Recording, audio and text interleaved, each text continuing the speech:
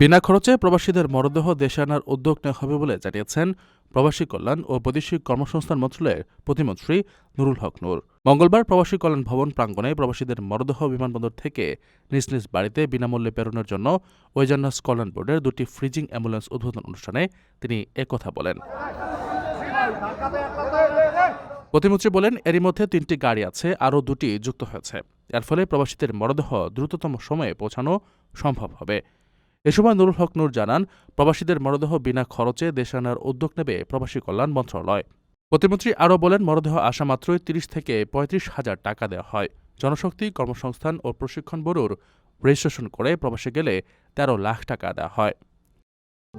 প্রবাসীদের জন্য নির্মাণ হচ্ছে দেশের প্রথম স্মার্ট সিটি, যেখানে থাকছে স্কুল, মসজিদ, হাসপাতাল, সুইমিং পুল, হেলিপ্যাড, পাঠাগার, জিম, সুপারমার্কেট, শিশু পার্ক সহ সকল নাগরিক সুবিধা।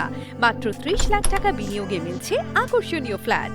প্লাটিনাম ইনভেস্টরদের জন্য ঢাকা বিমানবন্দরে ভিআইপি প্রোটোকল সুবিধা। বিস্তারিত জানতে যোগাযোগ করুন স্ক্রিনে দেয়া হোয়াটসঅ্যাপ অথবা ইমো নাম্বারে।